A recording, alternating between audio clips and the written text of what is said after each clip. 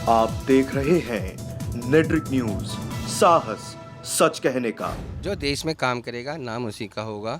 सबसे पहली बात, भले ही हमें जब मैं मानता हूं कि महंगाई है, थोड़ा जॉब्स का भी प्रॉब्लम है। गठबंधन किस लिए हुआ? ये इसलिए हुआ है ताकि जो देश अब बिल्कुल नरक में जा रहा है और 100 साल पीछे पहुंच गया है, उसको हम बाहर निकाल के ले आए। वो उतना आज 70 साल के जो राज्य जो कांग्रेस ने किया ना, वो काम ही नहीं किया उन लोगों ने। जवाहरलाल नेहरू के प्रधानमंत्री बनने से ही देश हमारा नंबर 1 है। अभी लोकसभा चुनाव में तो मेरे को सिर्फ एक मोदी जी के अलावा और कोई लगता नहीं है। ईवीएम मशीन जब तक रहेगी अंदर मोदी ही बनेगा। इंडिया को प्रभाव नहीं डालता, वो तो सब चोरों की बाजार है। क्या नाम है आप? मेरा नाम गणेश चंद्र पांडे है। पांडे साहब, मुझे आप एक बार बताइए, लोकसभा चुनाव आने वाले हैं। इस समय हम गाजियाबाद के राजनगर इलाके में है, जो सबसे पोश इलाका है पूरे गाजियाबाद का। हाँ जी। इसको छोटा सीपी भी कहा जाता है। हाँ जी।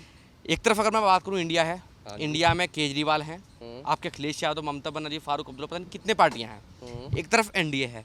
आपको लगता है जो इंडिया है ये बीजेपी पर कुछ प्रभाव डाल पाएगा लोकसभा चुनाव में? भाई मैं उम्मीद ये करता हूँ कि जैसे अभी तक मोदी जी ने वर्क किया है और आगे आने वाले लोकसभा में भी जो चुनाव हो रहे हैं, मुझे उम्मीद पूरी की पूरी मोदी जी की है। क्योंकि मोदी जी ने, मैं ये नहीं कहता कि मोदी जी ने काम, कहते हैं ना कि काम करने का एक नज़रिया देखा जाता है, तो यहाँ ही नहीं, आप विदेशों में भी उन्हें देख लीजिए। विदेशों में भी उनका काफ़ी नाम है। किस वजह से पहचाना जाता है आदमी? अपने काम से। लोगों को लगता है कि उन्होंने कोई काम नहीं किया, लेकिन मैं अपने जैसे देखता हूँ तो उन्होंने बहुत अच्छा काम तो किया। लोगों को ऐसा क्यों लगता है उन्होंने कुछ काम नहीं किया? उनका सबसे मेन मुद्दा क्या है? पब्लिक का मेन मुद्दा क्या होता है? महंगाई। उन्हें नौकरी चाहिए, नौकरी का मुद्दा है। दूसरा है कि उनको सस्ता मतलब जो एक महंगाई अभी चल रही है, महंगाई है, उस हिसाब से इनकम नहीं है। आप मार्केट में जाइए, मार्केट में जाके आप जॉब सर्च करिए तो एक से एक पढ़ा लिखा लड़का घर पे बैठा हुआ। प्रॉब्लम क्या है कि वो छोटी पोस्ट पे काम करना नहीं चाहते। उनके माँ बापों ने 5-5, 6-6 लाख या 7-7, 8-8 लाख रुपए उनके कोर्स पे खर्च करें, तो वो ये सोचते हैं कि जाते ही हमें 50,000 रुपये की नौकरी मिल जाए। ऐसा तो होता नहीं है। आप किसी सेल्स वाले को देखो, अगर मैं कहूँ अगर हमारे पूरे इंडिया में अगर देखा जाए, अगर ये जो मार्केटिंग वाले हैं जो विक्की पे लेके घूमते रहते हैं, अगर वो काम करना छोड़ देंगे तो फिर उस मार्केटिंग कैसे होगी? बस अंतर ये है कि उन्होंने पढ़ा नहीं है, इसलिए उन्हें ये काम करना पड़ रहा है। क्या पढ़ा लिखा वो काम नहीं कर सकता? लेकिन वो नॉलेज से करेगा। अगर पढ़ा लिखा करेगा तो नॉलेज से करेगा, उससे हिसाब किताब बराबर रहेगा। आप ये कह रहे हैं रोजगार है लेकिन करने वालों की कमी है। करना नहीं चाहता कोई भी, नहीं तो कंपनियों में काम भी है, सब चीज़ है। अच्छा, करना इंडिया है, इंडिया में अगर आपसे बात करूं, कोई ऐसा चेहरा है जो प्रधानमंत्री बनने लायक है? आने वाले टाइम में मैं कह नहीं सकता, लेकिन अभी फिलहाल में तो अभी लोकसभा चुनाव में तो मेरे को सिर्फ एक मोदी जी के अलावा और कोई लगता नहीं है। अच्छा, केजरीवाल में क्या दिक्कत है? मैंने कभी मतलब कहते हैं ना सब कॉन्टिनेंट, मतलब मैंने सभी नेताओं के बारे में पढ़ा नहीं है, लेकिन मैंने जितना पढ़ा है मोदी जी के बारे में पढ़ा। मैं राहुल गांधी के बारे में जरूर सुना होगा। हाँ, राहुल जी के बारे में भी सुना। लगता है प्रधानमंत्री बनने लायक? नहीं, वो इस लायक नहीं है कि वो क्या नाम कहते हैं प्रधानमंत्री बन जाए। मुझे नहीं लगता किसी भी लायक है। वो इस लायक है कि हाँ, कोऑर्डिनेट कर सकते हैं, सपोर्ट कर सकते हैं अपनी टीम को, अपनी मतलब बोले तो जो उनकी टीम है या जो उनकी वो कहते हैं ना कि कांग्रेस की जो पूरी वो टीम है, उसको सपोर्ट कर सकते हैं, बता सकते हैं और उन्हें कह सकते हैं कि हाँ ऐसा होना चाहिए, लेकिन प्रधानमंत्री बनने लायक नहीं है। अब मुझे आप एक बार बताइए, ये तो कह रहे हैं राहुल गांधी प्रधानमंत्री बनने लायक नहीं है, केजरीवाल को उन्होंने पढ़ा नहीं है, इंडिया प्रभाव नहीं डालेगा? डालेगा प्रभाव इंडिया पूरा प्रभाव डालेगा। उसमें सारे विपक्ष के जितना भी पूरा गठबंधन है। और ये नहीं है कि जैसे कि इंडिया में कोई चेहरा नहीं है। केजरीवाल है, राहुल गांधी खुद चेहरे हैं, ममता बनर्जी है। चेहरे तो 15 चेहरे हैं ना उसमें, 15 चेहरे हैं उसमें। आप गठबंधन की बात कर रहे हैं, मैं ये इंडिया की बात कर रहे हैं ना, गठबंधन की। मैं कह रहा हूँ गठबंधन की सरकार, आज सब लोग गठबंधन में हो गए। क्या पहले जो अकेले बना था, क्या पहले गठबंधन नहीं हो सकता था? एनडीए में भी तो गठबंधन है। एनडीए में भी कम से कम ना तो 15-20 पार्टियों का गठबंधन है। कह रहा हूँ एनडीए में। आज ये बताओ, मोदी जी ने क्या किसी का गठबंधन लिया है?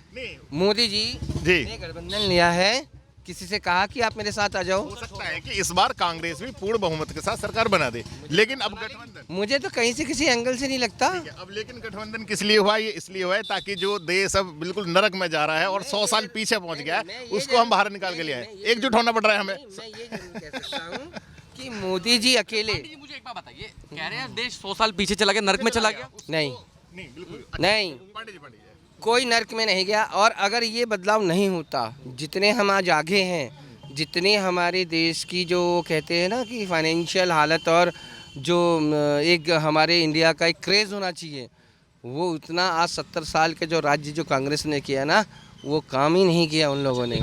मैं नर्क में कैसे गया? अब आप मुझे बता दो क्या काम कराया बीजेपी ने? पेट्रोल, डीजल, आप सिलेंडर कितना लेते थे? अच्छा, ये मेरे देश की वैल्यू विदेशों में बढ़ गई, सबसे अच्छी वैल्यू ये है मुझे। और कौन सी वैल्यू बढ़ी? G20 में चाइना के प्रेसिडेंट नहीं आ रहे हैं। G20 में G20 में नहीं आ रहे तो हमारी गलती है, वो उनकी गलती है, वो उनकी गलती है। हमारा नाम बढ़ाया आपने। नहीं, जिस वक्त चाइना ने यहाँ पर क्या नाम कहते हैं हमारे यहाँ वो आक्रमण किया था, तब तो चाइना ने नहीं कहा था ऐसा। G20 है, उसमें आना चाहिए था, लेकिन नहीं आ रहे हैं। नहीं, ये नहीं है कि हमने भगा दिया है, और हो सकता है एक दो और सुनने मारी है, एक दो प्रधानमंत्री और नहीं आ रहे हैं, तो क्या करें? देश की बदनामी नहीं हो रही है। कौन से देश की बदनामी हो रही है? हमारा देश कल भी नंबर 1 था और आज भी नंबर 1 है। पहले से नंबर 1 था और आज, लेकिन आज भी है, लेकिन पहले से ही है। जवाहरलाल नेहरू के प्रधानमंत्री बनने से ही देश हमारा नंबर 1 है, जिसने महात्मा गांधी और नहीं, जवाहरलाल नेहरू ने आज़ाद कराया। हाँ जी, अच्छा, सबने मिलकर कराया। मैं कह रहा हूँ जवाहरलाल नेहरू के पैसे ने आज़ाद कराया देश को। बताइए। जवाहरलाल नेहरू के पैसे ने कैसे? नहीं, इस देश के बलिदान ने, नेहरू जी का बलिदान, गांधी जी का बलिदान, चंद्रशेखर जी का बलिदान और राजगुरु का बलिदान। ये कह सकते हो चंद्रशेखर, भगत सिंह और उसका राजगुरु का, लाला लाजपत राय का, इनका कह सकते हो, लेकिन ये नहीं कह सकते हो कि हाँ नेहरू जी। क्यों नहीं कह सकते? अच्छा, नेहरू, एक फैक्ट तो बता दीजिए, नेहरू जी ने क्यों नहीं आजाद कराया? हाँ जी, नेहरू जी का क्या रोल था? नेहरू जी का क्या रोल था? नेहरू जी ने तो जहाँ जहाँ पैसा लगना था वहाँ पैसा लगाया, बस बात खत्म। मैं इसका विस्तार रूप से विवरण नहीं कर सकता। इसरो, IIT, IIM, देखो नेहरू जी की बात चल रही है, नेहरू जी के ऊपर IIT नेहरू ने बनाया उस जमाने में, IIM बनाया, इसरो जैसी संस्था इंदिरा गांधी और कश्मीर में भी जो धारा लगाई थी नेहरू जी ने लगाई थी, तो मोदी जी ने कैसे हटा दी? इसलिए लगाई थी ताकि आज हम उसको हटा सके, नहीं तो कश्मीर हमारे हाथ से निकल रहा था बहुत सूझबूझ के साथ में, कुछ मजबूरियां थी जो। अच्छा, मतलब निकल रहा था। एक मिनट, तो यादव जी, एक मुझे एक बात बताइए, कश्मीर वो क्राइम हो रहा था कश्मीर में, वो कैसे हो रहा था? कांग्रेस के टाइम पे, अच्छा ठीक है, क्या कांग्रेस के टाइम पे आतंकवाद को फिनिश नहीं करा गया, मारे नहीं गया आतंकवादी? कांग्रेस के टाइम कितने आतंकवादी को फांसी दी? लाल चौक की कहानी क्या थी? लाल चौक के बारे में तो यही बता लाल चौक के बारे में ज्यादा मुझे जो है डिटेल में पता नहीं है। लाल चौक के बारे में मैं भी नहीं जानता। लाल चौक एक ऐसा क्षेत्र था कश्मीर में जहाँ कोई झंडा नहीं फहरा सकता था। भारत जोड़ो यात्रा कहाँ खत्म हुई? कश्मीर, लाल चौक। किसने झंडा फहराया? राहुल गांधी। हाँ, पहले कभी फहराया? क्यों फहराया? फहरा सकते हैं, और देश है हमारा 370 है, कश्मीर अभिन्न भाग है हमारे देश का, क्यों नहीं फहरा सकते? पहले भी फहरा था, पहले मोदी जी ने फहराया, इस बार राहुल गांधी ने फहराया। हाँ, बदलाव हुआ कश्मीर में मोदी जी का? क्या कश्मीर की वजह से कश्मीर में जो बदलाव हुआ मोदी जी की देन है? कश्मीर में जो भी बदलाव हुआ है वो सिर्फ मोदी जी का देन है। आज कश्मीर का जो भी व्यक्ति है वो आराम से अपना बिजनेस भी कर सकता है, पढ़ाई कर सकता है, मतलब बेखौफ होकर अपने घर में रह सकता था।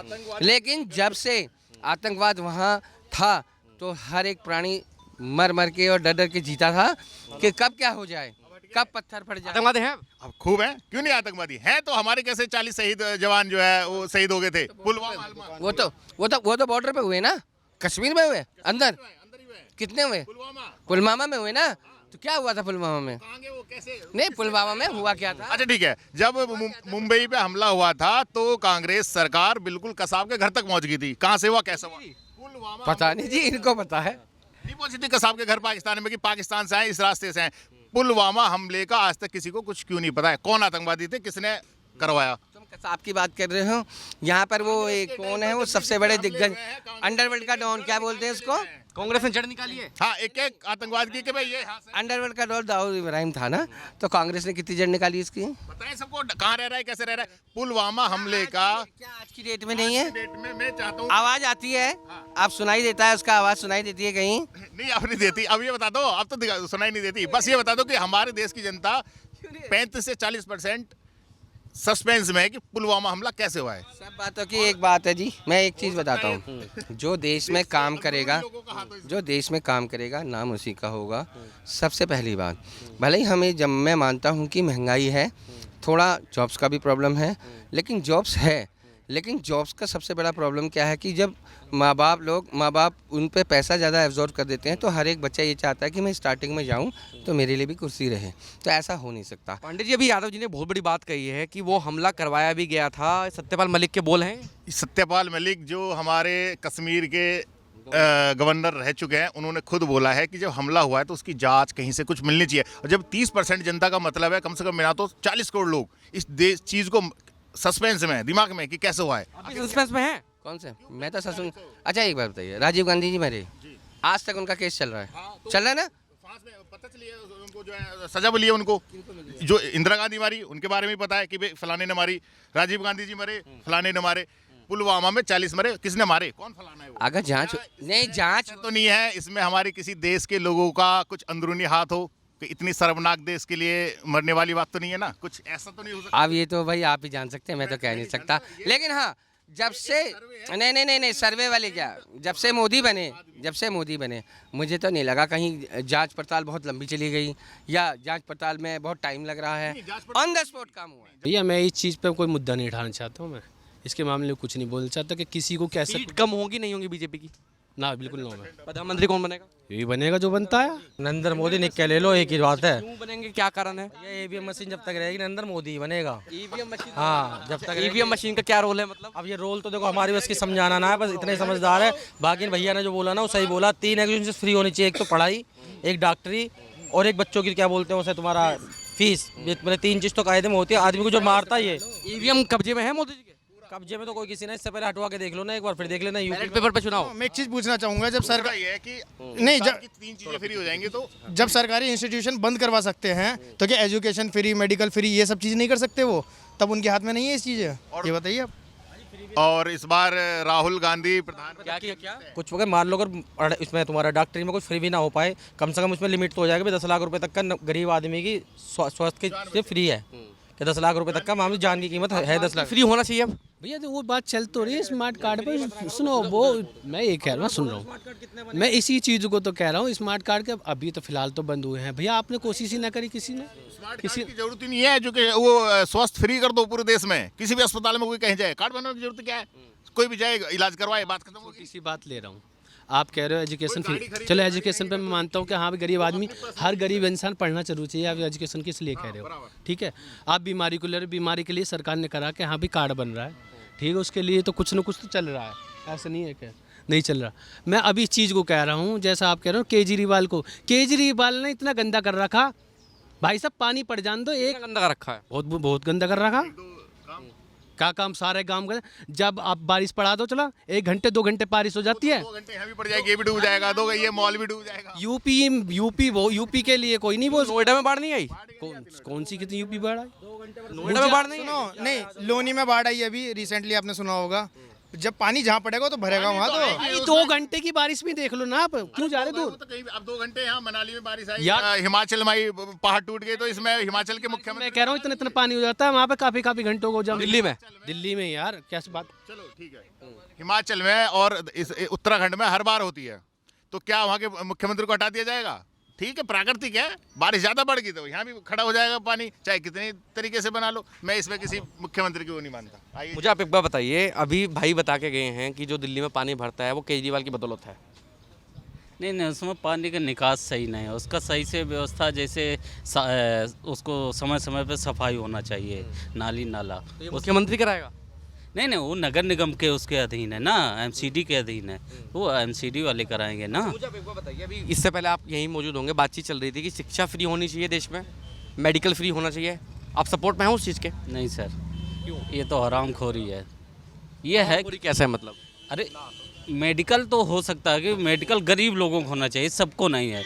जो एक लिमिट है, जो निहायत गरीब है उनके लिए फ्री होना चाहिए। तो गरीब की परिभाषा क्या है भाई? क्या सर? भाई साहब की गरीबों के लिए फ्री होना चाहिए?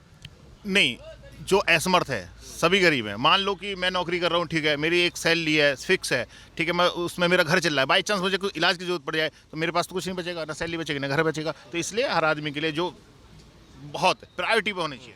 नहीं, गरीब देखो, एक मानक है, देश में मानक रखा गया है कि जैसे किसकी आमदनी इतनी है तो वो कौन स्तर में आएगा, तो उसी आधार पर जो लोग गरीब हैं उनके लिए इलाज और शिक्षा ये फ्री होना चाहिए। अच्छा, मुझे आप एक बात बताइए, जैसे अभी इलेक्शन आ रहे हैं, लोकसभा चुनाव आ रहे हैं, उसमें एक तरफ इंडिया है, इंडिया में तमाम पार्टियां हैं आपकी, एक तरफ एनडीए है जिसमें बीजेपी है, चिराग पासवान है, बहुत सारे नेता हैं, क्या लगता है प्रभाव डाल पाएगा कुछ इंडिया? इंडिया कोई प्रभाव नहीं डाल पाए, वो तो सब चोरों की बाजार है। चोरों के बाजार है मतलब कैसे चोर कैसे? अपने घोटाले छिपा रहे हैं भैया, क्या कर रहे हैं वो, अपनी जान बचा रहे हैं। सब एक मिल जाओ, बस मोदी को हरा दो। घोटाले हैं कांग्रेस में कुछ? नहीं, जो घोटाले थे तो उसकी सजा सामने तो हुई है। हाँ, तो जब वही तो घोटाला होगा सजा होगी। हमसे घोटाला नहीं तो हमें क्या सजा होगी भाई? घोटाला किया तभी तो कोई सजा 2-3 मिली। घोटाले बताइए, सब घोटाले वाले हैं सब। घोटाला और 2G स्पेक्ट्रम घोटाला, अरे कितने घोटाले थे भैया, बोफोर्स घोटाला, भाई कितने घोटाले। अच्छा, अखिलेश यादव हैं। इसमें हुआ है। किसमें? बोफोर्स राजीव गांधी जी के उसमें हुआ है। इसमें ये तो राफेल वाले का बवाल। राफेल में भी घोटाला हुआ है, सॉरी राफेल में तो क्लीन चिट मिल गई है सुप्रीम कोर्ट से। क्लीन चिट तो मोदी जी अगर सारा देश भी बेच देना है तब भी क्लीन चिट ले लेंगे। अच्छा, एक बात बताओ, अच्छा एक मिनट, आपने सुप्रीम कोर्ट पर सवाल उठाया, राहुल गांधी की सदस्यता गई, सुप्रीम कोर्ट ने वापस दे दी। बहाल किया बाहर सुप्रीम क्या कोर्ट। ना, तो गलत था ना वो, सुप्रीम कोर्ट पे ही यकीन है। लेकिन अभी आपने कहा एक मिनट, अभी आपने कहा कि सुप्रीम कोर्ट मोदी जी चाहें किसी से भी क्लीन चिट ले लेंगे। ठीक है, वो ले लिया। दूसरी ये चीज़ है, ये सारी एजेंसियां सब इंडिपेंडेंट थी, सीबीआई, ईडी और भी 2-4 चीज़ें। लेकिन आज की डेट में इस सरकार ने इन पे भी पूरा कर रखा है। अब से पहले सीबीआई के, अभी 4 साल पहले की बता रहा हूँ, सीबीआई के जो हेड थे कोई और था, उनसे कुछ काम बोला गया कि ये कर दो, कि मैं तो ये नहीं हो पाएगा, नहीं ये नहीं हो पाएगा तो आप हट जाइए, दूसरे हम सीबीआई के हेड को बुला रहे हैं। ऐसा क्या कुछ कर रही है? नहीं। अच्छा, मुझे आपको गुजरात में याद है अमित शाह को गिरफ्तार किया गया था जब गृह मंत्री थे गुजरात के? हाँ, शायद मुझे इतने न्यूज़ पता है, हाँ थे। तब इस्तेमाल नहीं हो रहा था? क्या भाई, कोई किसी के अभी ना कोई प्रेशर में है, कोई एजेंसियां ना कुछ है, वो अपने ढंग से काम कर रही हैं। लेकिन आप मुझे क्या बताइए, बीजेपी कोई वॉशिंग मशीन है क्या क्या? कि जब तक कोई अलग पार्टी में रहेगा तब तक उस पर सारे आरोप, बीजेपी में आ गया बिल्कुल निराधार, भाई, कुछ जो नहीं। आरोप लगे हैं, जो आरोप लगे हैं उसकी वो जांच होगी, वो न्याय प्रक्रिया में जाएगी। अगर वो दोषी होगा तो उसको दोषी मतलब दंड मिलेगा। और उसमें से वॉशिंग मशीन ये क्या हो गया भाई? मैं बहुत सारे नेता ऐसे बता दूंगा आपको जो बीजेपी से पहले बहुत सारे हैं जो पहले उन पर करप्ट का आरोप लगा, बाद में वो बीजेपी में आ गए। जांच लेकिन हुई उन पे तो- जांच की प्रक्रिया चल रही है लेकिन उन पे। अगर आप ये बात, अच्छा मुझे महाराष्ट्र जाओगे तो महाराष्ट्र में जो अजीत जी हैं, जांच की, और जो उनके साथ हैं देशमुख कौन है एक, उन पर जांच की प्रक्रिया चल रही है। अच्छा मुझे एक बात बताइए, अगर वो जांच होती आपके अनुसार, वो अलग पार्टी विपक्षी पार्टी में होते, जांच बीजेपी करवा लेती, आपको लगता है उनको दोषी ना साबित करती बीजेपी? किनको? सामने वाला विक्टिम है कोई, वो बीजेपी पार्टी में नहीं है, जांच चल रही है, अगर वो बीजेपी पार्टी में आ गया तो वो दोषी नहीं है। बिल्कुल, जांच रुक जाएगी और उसको क्लीन चिट दे दी जाएगी। नहीं दिया तो जबरदस्ती दिलाई जाएगी किसी छोटे अधिकारी को उठा के कि भाई क्लीन चिट दो। मेन से ना करा के छोटे से करा देंगे कि क्लीन चिट तो मिल ही जाएगी। सिर्फ एजेंसी के दुरुपयोग है? नहीं, कोई दुरुपयोग नहीं है। एजेंसियां बिल्कुल अपने सुविचार से काम कर रही हैं, अपने विचार से काम कर रही इस हैं। देश में सिर्फ अगर कोई अब बचा है जो संविधान को थोड़ा सा रख रहा है तो सिर्फ जस्टिस चंद्रचूड़ बचे हुए हैं, ओनली सुप्रीम कोर्ट। उसके अलावा मुझे ना सीबीआई पे यकीन रह गया है ना। मुझे आप एक बार बता दीजिए, राहुल गांधी के बारे में क्या विचार है, प्रधानमंत्री बन सकते हैं? राहुल गांधी फर्स्ट प्रायोरिटी पे हैं और प्रधानमंत्री हम बनेंगे इस देश के। और राहुल गांधी बहुत आसान करेंगे मोदी जी के बल्ले के लिए। अगर ये पीएम कैंडिडेट घोषित कर दें तो और बेहद आसान हो कर जाए। पाएंगे गठबंधन? हर किसी की इच्छा है प्रधानमंत्री बनने की, तो हाँ, उसमें नहीं कर पाया, वो कह रहा मैं बनूंगा। नीतीश कुमार भी तो कह रहे हैं। सारे अच्छे चेहरे हैं, कोई भी बन सकता है। अब जो जनता जिसको चाहेगी और जो मेंबर बन जाएंगे, मेंबर अपने एक नेता चुनेंगे। मान लो 300 सीट लेके आएगी इंडिया तो 300 लोग लाएगी? अरे 300 नहीं, वो 150 पे सब समेट जाएंगे। 300 हैं और 300 प्लस हैं और 300 मेंबर मिलके अपने एक नेता चुनेंगे। राहुल एनडीए 400 प्लस है, आपकी 300 प्लस है, गठबंधन 300 प्लस है। और मेरे जो है प्रायोरिटी पे जो नेता बनेंगे राहुल गांधी प्रधानमंत्री बन चाहिए। मेरे ओ, जैसे मोदी जी नौजवान- हैं, मोदी जी रहेंगे। नहीं, मोदी जी तो 29 तक तो कोई तैयारी ना करो। 29 तक, इसके बाद उसके बाद सोचना पड़ेगा इन लोगों को। राहुल गांधी तैयार हैं। और अब उपचुनाव हो रहा है, उसमें देखो इंडिया निकलेगी। उपचुनाव जो हो रहा है, ये उत्तर प्रदेश में जो हो रहा है